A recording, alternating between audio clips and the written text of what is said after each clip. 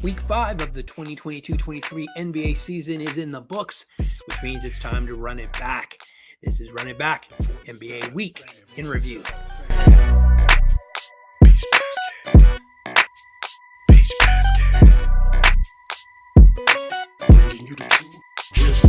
Pick and roll, post up, crossover, step through, step back, corner three, dribble, drive to the hoop. We provide hoop news, hoop court truths, voice of the fan, win or lose. In-depth reports, locker room to the court. Peach basket can grasp all facets of the sport. So look here, lend the air in the air is the sound of hoop fanatics in the atmosphere. Your expectations, we will surpass it. Attractive like a magnet, tuned in the Peach Basket. Live broadcasting, even podcasted. Got a question, don't hesitate to ask it. Intelligent news with no static. Turn on your tablet when you gotta have it. I'm Jose Salviati, editor and contributor at thepeachbasket.net. Today we'll look back at the top performers by average in the NBA for week number 5, share our math-based NBA rankings, and show you the very best dunk, dime, dagger, dazzler, deny, and the best dud of week number 5. Finally, we'll discuss the NBA question of the day. Today we're going to ask and answer, just about a quarter of the way into the NBA season, who is the surprise MVP pick? We're also going to shine a spotlight on an article you will only find on thepeachbasket.net. We start our look back with the best of the NBA for week number 5. This is the best dunk, dish, dazzler, dagger, dime, and dud of week number 5.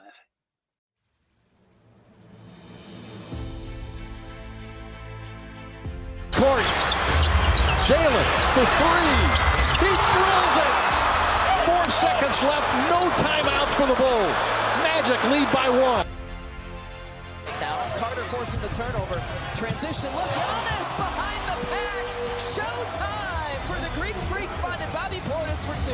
And that's beautiful. Even on a Giannis has those kind of handles and blocked by Embiid. But see the drive. How about the nice timing? the 3 up Murphy. Morant. Takes off and changes. Look at this.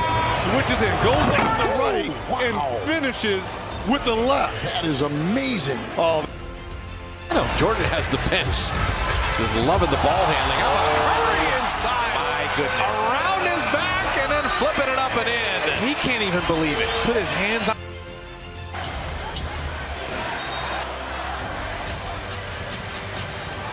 Oh, no. Yeah, that did not go right.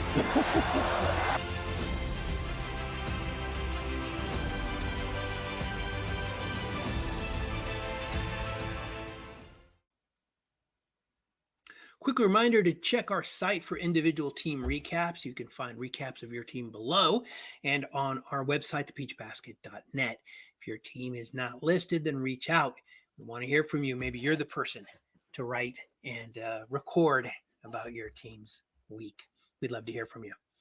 Earlier, we shared the best individual performances. Now we turn to the best averages for week number 5 in the NBA.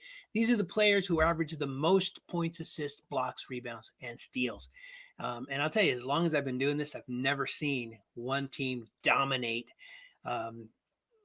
pretty much all of it. I mean, certainly the majority of the offensive input this week belonged to the Los Angeles Lakers. 3 of the 5 for Anthony Davis, which is pretty frightening. But congratulations to AD and the Lakers. Anthony Davis led all players with 38 points per game in week number 5. Russell Westbrook, who is kind of revitalized, coming off the bench, he averaged 12 assists to lead the NBA in week number 5. AD with 16 rebounds. Kelly Oubre Jr., the only non-Laker. And it's interesting because I know, well, I was going to say there was a time when the Lakers really wanted Oubre, but couldn't bring him in. And you know, the reality of it is, you know, if you are in an LA, if you're an LA guy and like me and you know the history of the team, pretty much every player has been linked to the Lakers. But there was some serious conversation about Kelly Oubre to the Lakers. He is not here, though, in LA. He is in Charlotte and led the NBA with 3.7 steals in week number 5. And Anthony Davis led everyone with 4 blocks. in week 5. So pretty good output. Are the Lakers bubbling? Are the Lakers coming back? Is this the start of something? Who knows? We'll see. But I do know that the key to the Lakers, if they are going to change and turn their season around, it's going to be on the shoulders of Anthony Davis. So this is really, really a good sign for AD and the Lakers. All right, let's take a look at the power rankings then for week number 5. These are the only objective-based power rankings out there. They only take into account who you played, when you played them, and what the outcome was. You can't get mad at these ratings because it's math. These are through Saturday, November 19th. This week we have an old new team at number 1 in the Western Conference and more of the same in the East. I'll leave these here for a minute and invite you to comment, please, if you disagree with where your team stands. Of course, if you agree, it'd be great to hear from you too. Right now, the Jazz and the Celtics are the best of each conference, and I doubt that anyone outside of Utah would have predicted that. I know I wouldn't have. But congratulations to them. I've got to say, as a West Coast guy, there are a lot of surprises on the West. Utah is a surprise. Sacramento is a surprise. Portland is a surprise. Golden State being where they are is a surprise. So it's just a weird season. Generally, these power rankings, tend to fluctuate, certainly early on, but over time, right, the cream rises to the top. You fully expect to see Golden State, the Clippers, Memphis, rise up a little bit. Oklahoma City's a bit of a surprise where they are. It's just weird, but we'll see. Maybe the teams kind of in the top 8 are for real.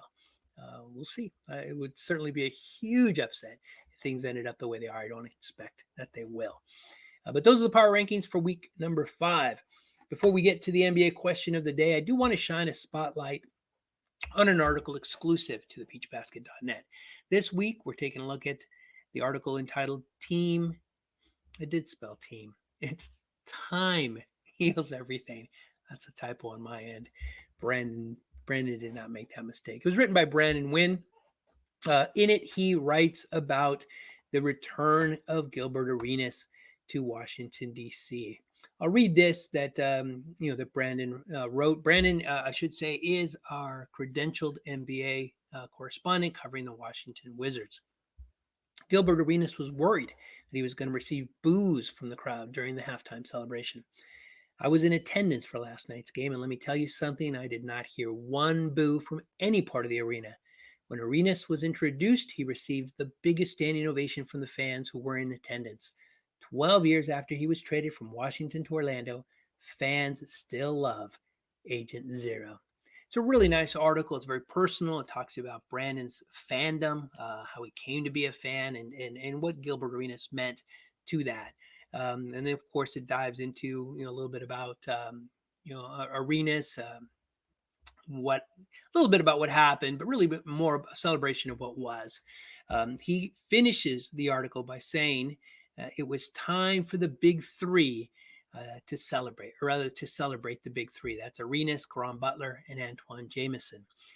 It was time to celebrate them for their accomplishments. It was time to bring Gilbert Arenas back to Washington, D.C. So again, really good article, one you'll only find on the peachbasket.net.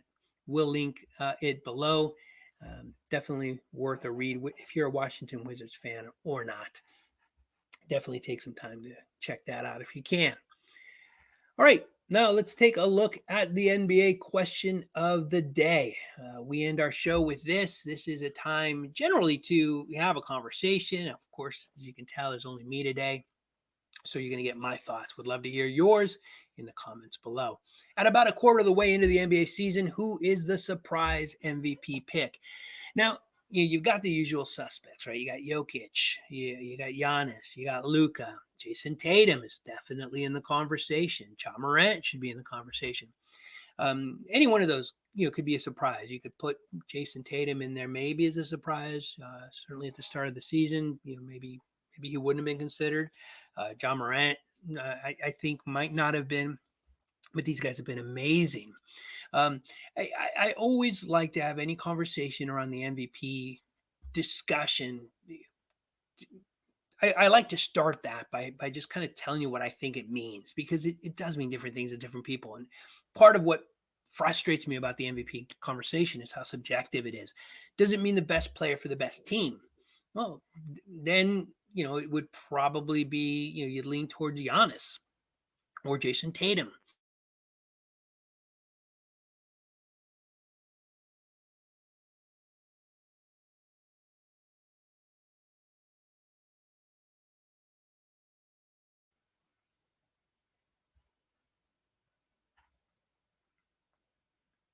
Is it the best player who's had the longest career?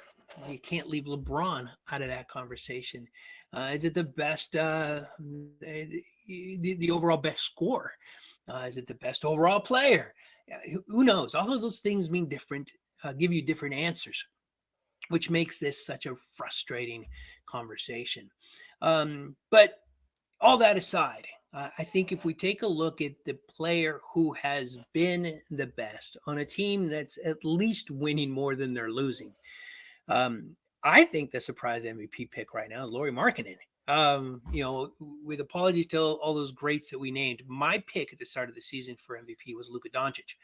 And I think you're going to have to, be pretty spectacular to unseat him. He's doing some amazing things, but Dallas isn't, winning as much, certainly not as much as Utah.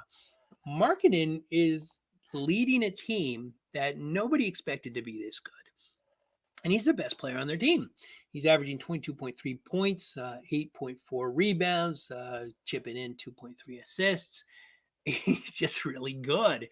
So when we say surprise MVP pick, he's got to be in the conversation. It's it's early. Clearly, he's got to sustain it. It can't be just 25% of the season. He's got to be this good for 90% of the season, if not 100% of the season. So we'll see. But, I think he would absolutely have to be in the discussion as a surprise pick. I think right now, realistically, you saw what Embiid did recently with a big scoring output. Again, John Morant's been amazing. Luka is incredible. Jason Tatum is leading the best team in the East right now. They are all in the conversation. But the surprise has got to be Lauri Markkanen, and he has got to be in the conversation because of the numbers and because how good his team is. So that's my thought. Let me know yours. I'd love to hear your thoughts on who you think the MVP is. Again, way too early to have the conversation, but that's what we do, isn't it, as NBA fans? That's it. That's our show. Week number 5 of the 2022-23 NBA season is over. It's in the books. Join us next week after week number 6 when we once again run it back. Thanks for watching. Thanks for listening. We'll talk then.